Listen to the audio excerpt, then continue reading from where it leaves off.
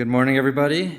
Welcome to our loyalty session. My name is Adam Trian. I'm the co-founder and CTO of AMP, and it's my pleasure to introduce you to this session's speaker, Dylan von Kleist. Really glad we're in a room big enough to hold Dylan's ego today. Dylan has over 25 years of experience in the automotive care industry. He's recognized as an authority in automotive care, regularly consulting for Ford, Honda, and Ferrari. Dylan was the COO of Adams Polishes, where over a 9-year period, he grew their business from $1 million to over $40 million in revenue. He led the marketing team at Rupes, where he helped launch the detail and polishing brand to the United States, growing a $300,000 business to over $50 million in sales. Kind of see the trend when Dylan gets involved, helping companies grow. He's currently the VP of Sales and Marketing for AutoWash, the largest in-bay automatic and self-service car wash chain in the nation, where he regularly helps achieve loyalty, churn, and growth metrics unheard of in the industry. And he's also the VP of Sales and Marketing at our company, AMP, which is a technology company that's reinventing the point of sale with mobile apps, tablets, and kiosks to enhance the customer experience. So without further ado, Dylan von Kleist. Thanks, Mike. Good morning. Thank you guys for coming out. If you're like me, you probably made bad decisions last night as well. The city is great for that. So I'll apologize if I sound a little rough. I'll name a good time. So thank you to Adam for the introduction. I appreciate that. Before we dive into this, the thing we want to really look at first is kind of getting a landscape, because when I first kind of bit into this, everybody knows what a loyalty program is on the surface, but you start kind of peeling back these layers, it's a little more complicated than you might realize. So there are a few different types of loyalty programs out there, and if you are running a membership program, you already have one. You just don't realize it, right? So subscription-based, tiered loyalty. We have our value-based, which is kind of a unique one we'll talk a little bit about, and then points-based is what we're going to focus on a little bit here. So in a subscription base, you're already doing this, right? Customer pays a fee, they get access to something, whether that be unlimited washes, free vacuums, whatever it is. This is not new to anybody in this room, I hope anyways, right? You're running a membership program already. Amazon Prime is the same kind of thing. You get free 2-day shipping by paying your Amazon Prime fee. So a subscription-based thing is a loyalty thing. You pay it, you get something for it. So again, subscription-based. You guys are already doing this. This is not new. Beyond subscription-based, tiered. So this is, everybody traveled here for the most part, right? That's your Hilton Honors program, that's your United Club. I'm a member of 2 of these 3 programs. I'll let you guess which 2. Ferrari is obviously, nobody thinks about it this way, but they do require you to have owned prior models of, you can't just buy any Ferrari. If you want the latest and greatest, you have to have owned prior ones. So you earn your way in to those higher level Ferraris. I hope to find out about that someday. So value-based, this is an interesting one. This is one I did not even know existed until I started doing this loyalty program research to build our own. But my favorite among those, the Lego Insiders, I have kids, we buy Lego sets. If I register them online, we get rewards. It's not based on purchase, it's based on me registering their Lego sets. The most interesting one though, the North Face VI Peak, they're rewarding things like check-ins at trailheads. So proving that you're going out into the wild and hiking in your North Face jacket or whatever it might be, they reward that type of activity. So it's not about buying things in a store, they do that, but this specific program is about getting out and using the stuff and posting things on social media and stuff like that. And then we get into points-based, and this is everywhere. I mean, I am sure if I ask for a show of hands, which I'm not gonna, it's too early in the morning for that, Starbucks, everybody's got that, Chick-fil-A app, Chipotle, you're earning points for dollars spent that get you that free upgrade, extra guacamole on your burrito, whatever it might be. This is the program that everybody is familiar with, and that's what we're gonna focus on a little bit today. So in light of that information, so we've got these 4 different types of loyalty programs out there. 9 out of 10 US consumers have at least one. At least one. And I like I said, if I ask for a show of hands, I bet you everybody in here has some loyalty program loaded on their phone. They're earning points for something. I don't care if it's hotels or burritos, it's something. 52% of them will choose one brand over another based on the presence or prevalence of a loyalty program. So, well, this or that, they're kind of the same. I'm gonna go with this one. I get points when I shop there. And then there's the 64% that actually adjust their spending habits. So these are people that will, I'm gonna buy that upgrade because that gets me to that next loyalty tier. I'm gonna book the more expensive room at the Hilton so I can keep my diamond status. It's that type of behavior that we're looking to incentivize. So if we take those kind of things and look at it, it's almost everywhere. Anybody in this room have a loyalty program? Not counting subscription-based?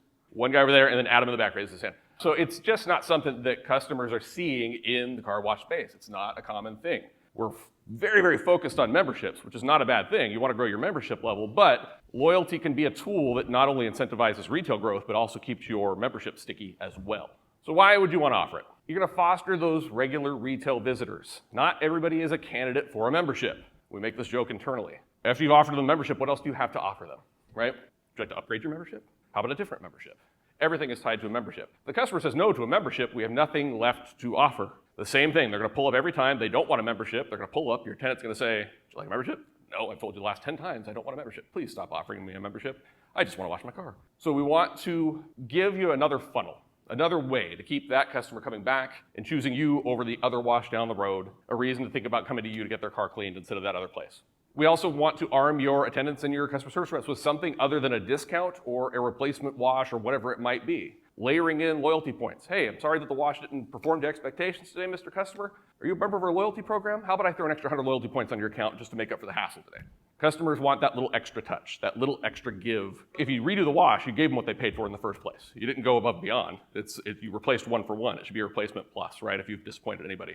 Or you're just rewarding somebody for coming in. They're being a great customer. They are diligent at the vacuum stations and they don't take all day vacuuming their car. Hey, good to see you again today. Can I throw another 100 loyalty points on your account today? Oh, you're not a member of our loyalty program? Here, let me show you how to get into that and help you start earning some points. You can also gamify it, and this gets at that kind of that retail spend piece. Customers who will, gosh, you know what, if I just get 20 bucks more on my spend, I get the $15 car wash reward, right? I can actually talk to my friend Travis over here, our colleague, who has probably 3 million Starbucks stars. I don't think he actually redeems them. He just likes showing off how many Starbucks stars he has. Subscription fatigue is real. It's coming. If you have not seen it yet, you will. Everything's a subscription. I mean, I get my razors, it's a subscription. My toothbrush is a subscription. I've got streaming services. Everything is a subscription. It's great. We've all gone subscription. The problem is they all hit on a different day, and people aren't good at managing their money as it is. So when they've got a charge coming in on Monday, and then another one on Tuesday, and then they're overdrawn by Wednesday, they get burnt out on the idea of paying for subscriptions. So we're seeing people pull back, not because it doesn't add value. It's not that they don't see the value of their subscription. It's they just can't manage the number of charges coming at them at all times. It's uncomfortable for them. So it's more of a comfort decision than a value-based decision. The interesting part is the number of subscriptions. So millennials are up to 19 recurring charges as a demographic. Overall, I think the average across everybody, well, it's up there is 12. I think different age groups, they kind of progressively get higher as the youth goes down, right? But they all are reporting 62%. Over half of them are saying, it's too much. I have too many subscriptions. Fun fact that I found while doing this, car wash is in the top 3 things, if they have it, that they will consider canceling. So if they're looking at it, I got too many, I got to eliminate a few things. They won't get rid of Netflix, they need that. But they're certainly going to cancel their gym membership, and they're looking at possibly canceling that car wash membership. So if they do that, how do you keep them coming back? Because now they're not giving you that recurring revenue. Well, you want them to come back as a retail customer, right? You want to give them a reason to come back without having that recurring fee and buy as they need. I have heard more conversations, I've seen more operators talk about, God, it's this race to the bottom. Free wash days. Everybody's dropping their memberships. It's getting lower and lower. The margins are getting squeezed because everybody's competing on price alone. It'd be fun if you didn't have to do that. Keep a little bit more margin on the bottom line, right? So if we can ditch those discounts and start rewarding people for spending money with us versus rewarding them before they've spent a dime, right? Why give them free stuff to get them to come in? It's great to maybe start the membership program that way or however you're going to do it, but let's reward them for coming back and being loyal to your wash. Give them a reason to come back over and over and over again. Also eliminates that membership bouncing. I see it, we see it. Customer will come to you because you ran a promo, he got his first year at a deep discount, second year kicks in and you couldn't keep him, he's going to go to the guy down the street who has a better deal right now. And then when he's tired of that one, he's going to go back to you. Back and forth, back and forth. They're not sticky because they're only loyal to that number. As long as you can deliver a clean and dry car, he doesn't necessarily care what color the building is. You can also use this to increase not just the retail customer lifetime value, but your members. Give them a little bit extra. That's going to keep stretching that membership out a little bit longer, bigger lifetime value. So I can talk about how great it is, but we'll do it in some numbers here. We take our data very seriously at AMP, so I can't tell you who. This is an AMP client. This is real data, but I can't tell you who. Because if you ever signed up with us, you wouldn't want me sharing all your membership numbers either. But we have 25 locations and growing. App is required for membership and loyalty programs. And the program goal for this client to launch their loyalty program was to increase their retail paper wash. They needed to bridge that gap, get more retail coming in the door, but they didn't want it to impact the membership because that is, I'm sure many of you are thinking, well, if I do this loyalty thing, is that going to hurt my memberships? So there it is. See where we launched the loyalty program for this client, and their retail starts climbing and continues to climb. There it is layered over membership growth, month over month. So other than February of 2023, where they had a fabulous year apparently, there's really not an impact on the membership growth. It is growing consistently at the same rate overall as it was before, but the retail number has come up. So they're getting more people to wash at full retail ticket price without impacting the membership growth. They're still going up. Also able to ditch the discounts like I talked about earlier. So this client had stayed on their discount train of trying to incentivize people to come in and buy single washes at a discount. Over the time period that this loyalty program has been launched, if those discounts had stayed in place, they would have given away $675,000 roughly in discounts. That's what they've given away in loyalty point rewards. So not only is the program growing, they're adding retail users, they're adding memberships, giving away roughly $600K less in discounts. So took away the discounts and give people loyalty, and the psychology of it says that the customers are just going to buy more. Interesting, right? One thing that I think we don't have the slide in this one is the other piece of this data is over the first 90 days, the cohorts of customers that came into the loyalty program were averaging somewhere around 2 to 3 washes transactions per. Post-loyalty program, the number is almost 8. So in the first 90 days, they've gone from washing the car twice to washing the car 8 times. So we're getting that retail customer back in more frequently over those first 90 days. And as we know, that's, again, they're in 8 times, that's 8 times to try and sell them membership. If they don't want the membership, you can hit them with upgrades, you can sell them the higher level wash, get them the graphene level, whatever it's gonna be. But you have now 8 opportunities versus 2 opportunities to sell that customer. They're coming back repeatedly. So you want one of these programs, where are you gonna start? First, you need a mechanism to do it. We offer a loyalty program, obviously, as part of our software solution. There are other solutions out there, but you need something. There's gotta be some way to manage this. Don't do stamps, people lose the cards, it's terrible. You need to set your earn rate though. So you wanna have a different earn rate for memberships versus your retail customers. That's what, in this program, the sample case study program we're looking at here, that's what separated those two things and why we're able to keep the membership growing for them without impacting it, right? Members are getting something unique. We're rewarding their tenure. Retail users are getting rewarded on spend. How much have they spent with me? That's how they get their stuff. You also want to develop a hierarchy for your staff. Be it attendants, be it customer service agents, whoever it is, you want some kind of quick reference. What is it worth to you? What are your points worth to you in dollars? It's not actual money you're giving away right now, but is it $100 or 100 points on an unsatisfied customer? Is it 200 loyalty points just for coming in and being a first-time customer? Oh, you haven't joined our program? How about I load you with 200 points? I'm sorry that the wash didn't perform as you expected, sir. Here's 100 loyalty points on top of the replacement wash for you.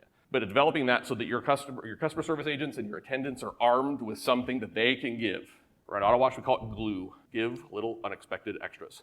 So arming your team with something that they could use that you don't have to, it doesn't need a manager's approval. You're not giving away money at this point. You're giving away points that can be redeemed for money later. Set those expectations with your team. Then you set your burn rate. So how fast do people get to use these points? The first one should be incredibly easy to reach. It makes people feel good. Spend $100, get 5 back. That's a great deal. Customer gets $5, they're very happy about it. They didn't think about the 100 they spent to get there because they spent it over time. They got 5, 6, 7 washes, they got $5 back. You want to set a progressive or flat reward program. That depends on your preference. I am a proponent of a progressive. The rewards should get not just bigger in dollar value, but as they should grow over time. Maybe it's $5 at this point, it's 12, then it's 25, then it's 50. If they hold on to the points longer, reward them for holding on to them. Ultimately, people are too impatient. It's going to burn a hole in their pocket. They're going to take the low reward most of the time. If you incentivize it a little further out, maybe you can make them hold on to it a little bit longer, make them come back a little bit more frequently to get that next tier up. And then you definitely want to have an expiration timeline. Nobody wants to have points that are just out there floating forever. One, it doesn't give any urgency to the customer whatsoever. Points are never going to go away. I just use them whenever I need, right? But if you have an expiration timeline that says, hey, you got 6 months to redeem these points from the time they're earned. I recommend setting it somewhere just beyond. If you understand how long your customers stick around, how many months you get out of them, set it just beyond where they would be. So it keeps them around a little bit longer. Then they redeem, then they stick around a little bit longer, right? Get that extra month out of them, salvage that relationship. So the other things to think about. I think that the word points are boring. It's a generic term. If you're going to have a quality loyalty program, you should have some kind of fun name. Some of the examples we had up there, I think Hurricane calls it the knots. I think the Woody's guys call it boogie board rewards. Something fun, something memorable. It's not just points. Starbucks does stars, right? It's not points, it's stars with Starbucks. Do you let them keep it if they cancel? I don't have an answer for you on this, but that's a decision you would need to make, right? Let's say you are allowing your members to earn loyalty points. Do you want them to keep those? Maybe, because maybe they come back as a retail customer after that. They go, yeah, I don't need the recurring subscription anymore, but I have these loyalty points. Maybe I should redeem those, come back, get that loyalty wash. Gosh, I do really like washing here. This loyalty program is pretty cool. I'll keep washing. I'm just not going to do the subscription thing, right? Or you could take them. Man, you've earned all these points. If you cancel, we have to zero your account out on your loyalty points. You want to stick around for another month, redeem those rewards, see if maybe you want to stick around with the wash a little bit longer. You can use that leverage. Do fun stuff like double points days, points boosting activities, participation, things like that. Reward things. This kind of goes back to that North Face VIP reward program, right? Give them stuff. Give them extra points for doing something. Give them extra points for showing up on a certain day. Maybe you have happy hour. Gosh, the wash is awfully slow between this time and this time on these days of the week. Cool, double points days. There are double points if you come by my wash at this time and buy a wash. We'll give you double the points. Does it cost you anything to give the rewards then? It got them to come in when you weren't washing cars anyways. You can decide to do this as a membership or retail or both. It does not have to be exclusive. It does not have to be both. It can be whatever you want it to be. If you only want to incentivize retail, certainly can do that. I would recommend you do both. You don't have to. And then lastly, you have to, if anything's worth doing, you have to measure it. So you gotta start looking at what does the success look like. If they don't ever use the points, if they just let them expire, the program has zero impact. It's got no value to them if they're not using it, right? So what do you measure? How many points expire? How many are being redeemed? How excited are people about it? But set some metric to measure it, because if you're gonna launch a loyalty program, you gotta know if it's doing anything. You wanna look at those kind of numbers that were shown earlier. What's the impact on my membership level? Has my retail volume gone up? Has my average ticket value going up? So that's a lot. So we're gonna open up the questions now, unless I've answered all of your questions.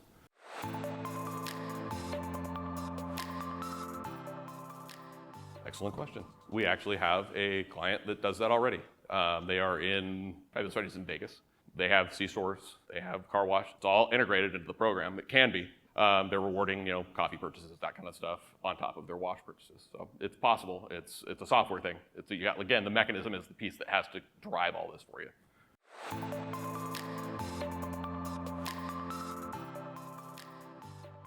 Renewals. So the question is, what if you're going to set it up for retail and membership? What are your members going to use those loyalty points for? Towards the renewals. And so the simple solution to this, my recommendation would be, it's kind of, again, looking at where's your churn point? What's your average lifespan of a customer before they bounce out, right? And you go, let's say, for argument's sake, it's 11 months. I don't know what your churn rate is, but we'll say it's 11 months, average customer starts to dip out. Well, if you set their earn rate that they get close to a free month at month 10 or 11, pretty sweet spot to have it, right? Because now they've got a free month. You're not actively having to go and go, hey, God, I'm sorry you want to cancel. How about we give you this discount and try and prevent them from leaving? There's a mechanism already in place that they're going to be staring at that says, gosh, I have got enough here for my next month free. I'm not going to cancel now. Stretch them out that additional month. You got however many times they're going to come through. Start to try and work them towards maybe sticking around even longer. Again, just out of reach. I would say just set that free month needs to be just outside of that range, and then it'll keep those people coming back.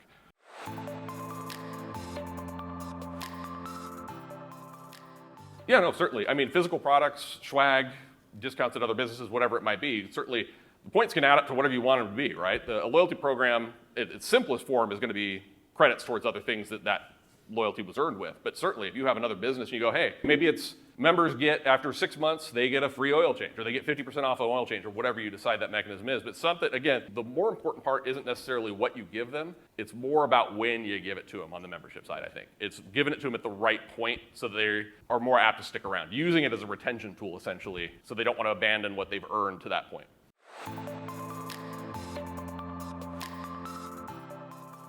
How do we actually do this, right? Luckily, you're standing next to our CTO. He could probably explain it better than I can. Ultimately, the mechanism for us, anyways, I'll speak to us, is it's all done through the app. So transactions are tracked in the app. You can put governors on what employees are allowed to give, or if they're even allowed to give anything. So for us specifically, so the question is for everybody, so how, what's the consumer experience? It is 100% driven through the app. Again, you have to have that mechanism, right? The only alternative is going to be, if you don't have some piece of tech, the easiest thing to do is leverage the supercomputer they're carrying around in their pocket and can't stop staring at anyways, right? So it's on them, they have it, it's not intrusive. They're used to doing it with Starbucks and Chipotle already. It's not a hard thing, not a big lift from an understanding perspective. For us, though, it is 100% done in the app. It's actually in most of our clients' apps, it's staring them right in the face when they open the app. It's the first thing, you have this many points, you are this many points away from your next reward. That experience is driven primarily through the app. There are other ways. You can load the loyalty points offline, but then that also doesn't give them an easy way to see it. It doesn't give them a way to redeem it themselves. You don't want them calling in, I'd like to use how many loyalty points do I have? I go to a liquor store near my house, and it's like they pull my phone number up, and the guy tells me how many points I have. I go, what's that worth? Would you like to use them today? I don't even know what it's worth. But if I had an app for them, I'd go, oh, cool, next 6-pack's free. Yep. Unique user profile set with a phone number, email, name, all that kind of stuff is collected when they download the app. Nope, I can speak. So from our experience on putting my auto wash shirt on for a minute on the operator side, we are inbound, automatic, and self-serve, and we have unattended sites. There's no human beings anywhere near there, other than the ones servicing the site, right? It's full self-serve for the customer. They pull up, buy their wash, scan it on the kiosk, and in they go. But we have other clients that are highly attended sites, and they have attendants with a tablet tool. The attendants are taking care of the transaction. It doesn't matter necessarily which way it comes in, because we're integrated through the whole process. It's tracking the points regardless of how they make the purchase. It's showing up in the app for them. So even if they only use the app just to track their loyalty points, they never actually purchase the watch through it. As long as there's some transaction happening there, we're able to tie all that together.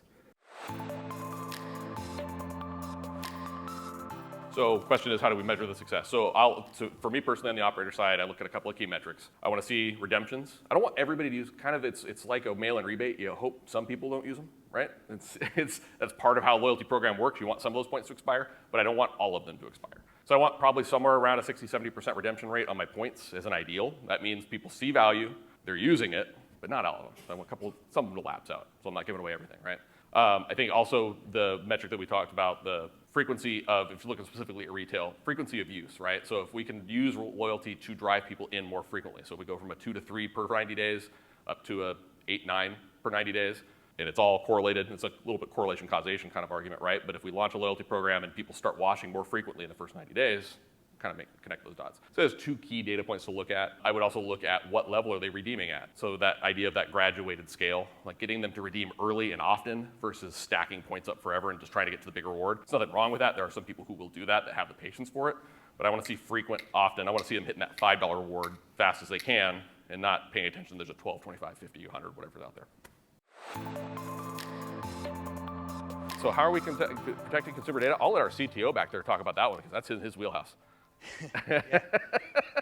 I mean, that is core. Like, it's not just protecting data, it's making sure that, when a customer signs up, you get their phone number, you're getting their email, you're making sure that they opt in to messaging around this program so that you can communicate them in a safe way, and all the different regulations that are out there about in terms of kind of how you store their data and transfer their data and things like that. So that's a big part of the AMP platform is kind of, it's really hard for these car wash chains. Most of you guys don't have a big IT department that's going to be able to set up your cloud architecture and infrastructure, make sure data is stored in a secure way and transferred in a secure way. So I think, companies like ours, AMP, and there's a lot of other technology companies out there that is kind of a reality when you're building the software. There's bad actors out there. There's always people that kind of threatening the data. So yeah, it's just kind of following the industry best practices and having a big team focused on security.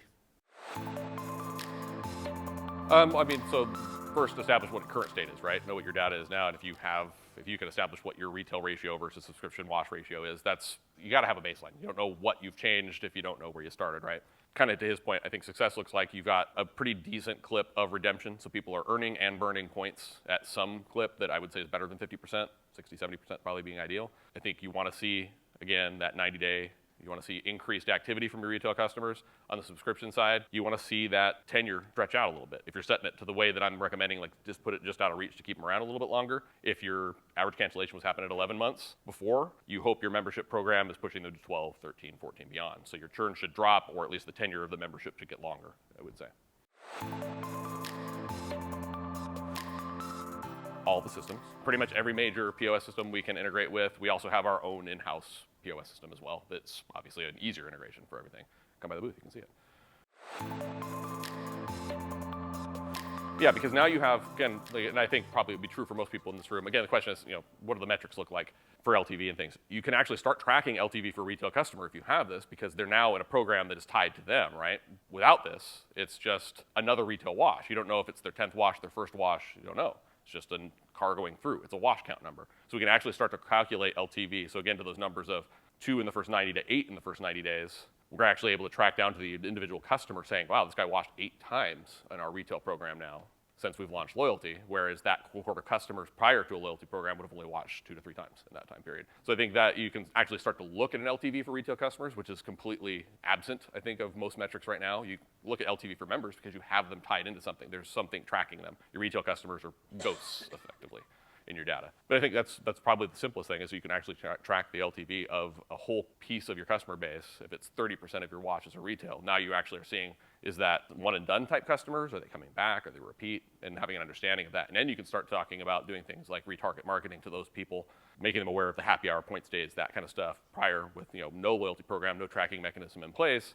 You don't even know what the message is. You don't know how often they're washing, so you wouldn't know what to even tell them, right?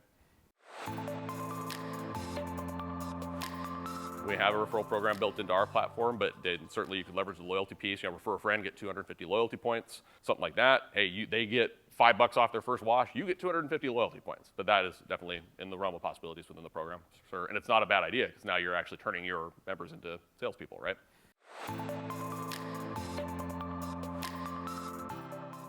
Yeah, again, and so I'm not trying to make this a sales pitch for our app, but in ours, we have things like survey tools. So we can ask a customer, their third visit to the wash, what's your favorite local sports team? They can answer that. So I can start offering, so we're in Denver for Auto Wash, and we did the same thing. It's playoff time. So Nuggets are in the playoffs, Avs are in the playoffs. I can send very specific branded messages to those cohorts of customers based on how many times they've watched. Hey, they visited us 3 times in the last 90 days. They answered, yes, I am a Nuggets fan. Send them a basketball-themed promotion to get them in for that 4th wash, to get them over the hump to that next tier level of points. Hey, you're only 15 points away from your next reward. Go Nuggets, slam dunk, right? So we can do things like that. We are also tracking all their behavior and interaction with the app, so we know what deals they're clicking on within the app. We know what they're doing, how often they're washing. It's obviously very simple, but even what they're doing in the app. Are they playing the games in the app? Are they clicking on deals? Are they taking advantage of coupons and promotions? And we can start to create these funnels of very specific customer profiles like that.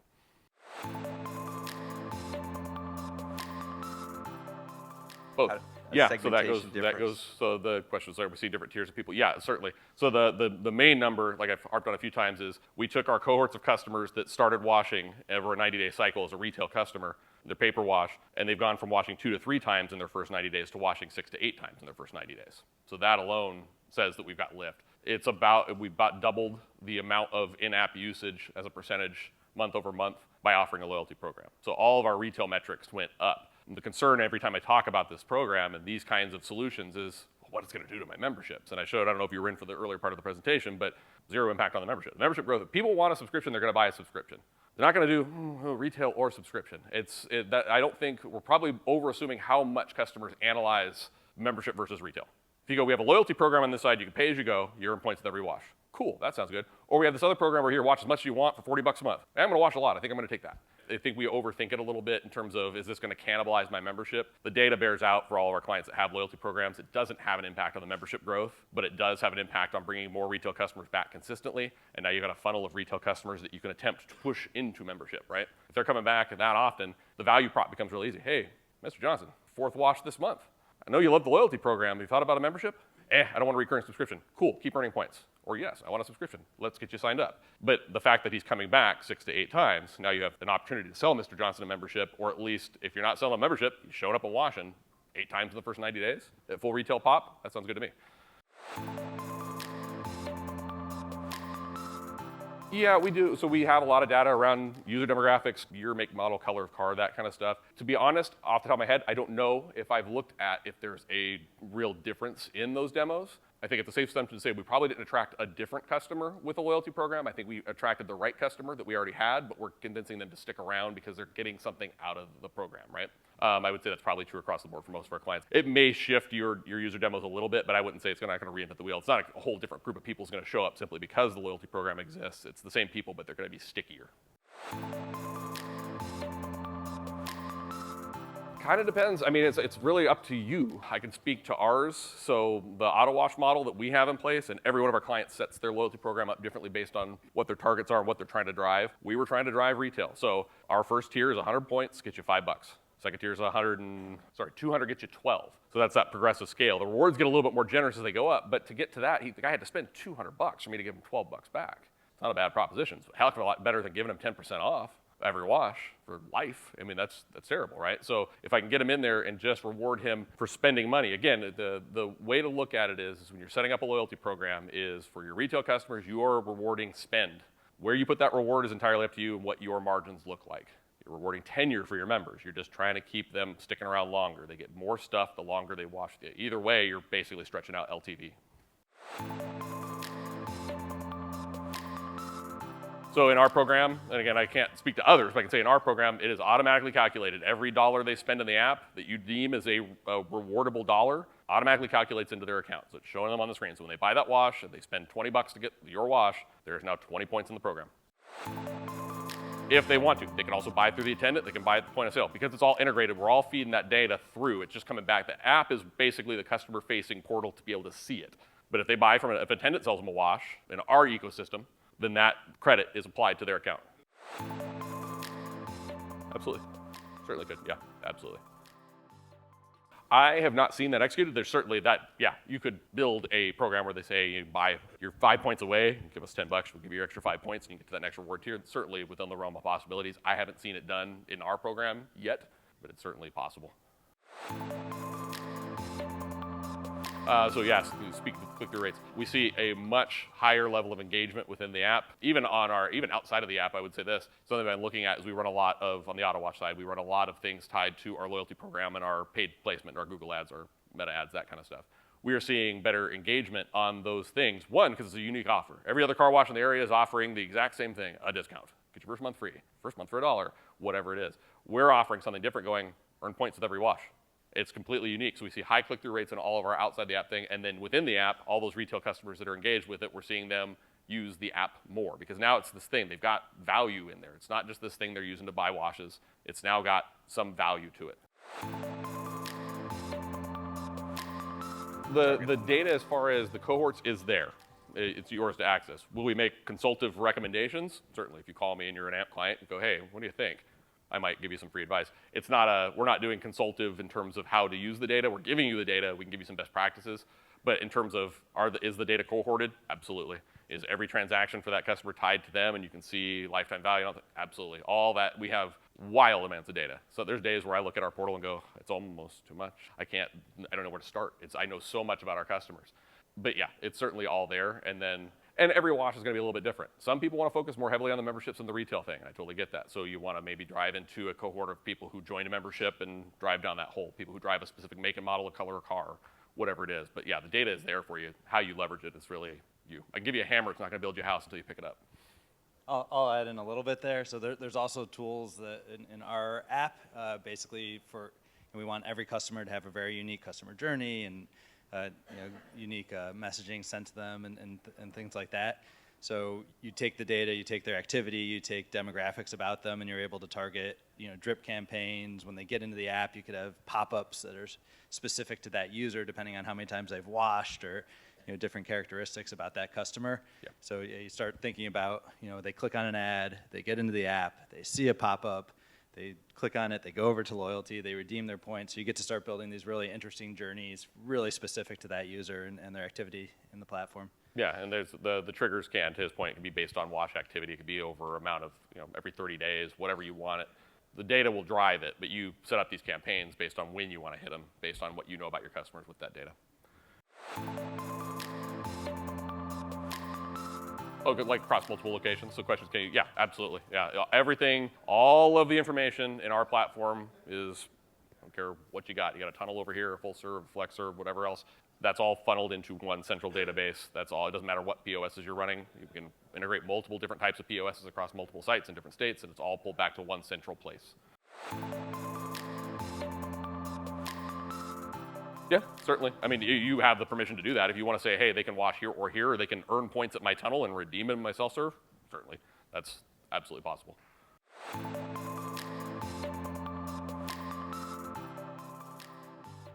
So I can't help you with internet. We can talk. There are solutions out there to get you internet, but if you don't have internet, that's a problem. But assuming that you have some kind of connectivity there, if you're going to get free Wi-Fi, whatever it might be. I mean, there's always going to be a certain demographic of everybody who is technology averse. My in-laws being chief among them. Like, I'm the IT department at home on top of being the gardener and all the other stuff. But there is going to be a group that just is averse to it. If you have an attended site, our tablet tool, which we call attendant mode, the attendant could do this transacting for them, track their points, all that kind of stuff without them having to download the app if they don't want to. It's a shrinking percentage. I don't think it's a big demographic anymore, and it's ever shrinking. But yeah, anybody who's kind of technology averse, I don't have a smartphone. Where'd you come from, 1990? What is this? But I'll fact you your loyalty points. But it's a small percentage, at least in my experience from what I've seen. It obviously is going to vary from region to region based on what the population looks like, but relatively small. Okay, so the question for everybody is, how easy is it for somebody to start the loyalty program to swap into membership? About 3 taps on the screen. Buy membership, and I'm going to redeem my points towards my first month of membership. So they could earn up and then convert and use it to pay for the first month of membership if they wanted to.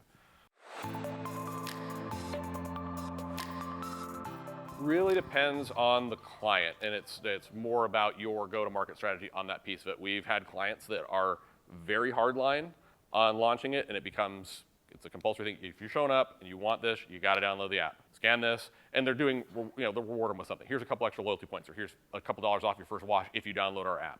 Getting them into the app is the trick. There are other ones that take a more passive approach, where you go, hey, you could be earning loyalty points if you want to. Definitely look at your non-app versus non-app users. Ultimately, the rich data that you're getting, though, is coming from somebody engaging with the app, right? So otherwise, it's just this ghost customer a wash went through, but I don't know much about him at that point, right?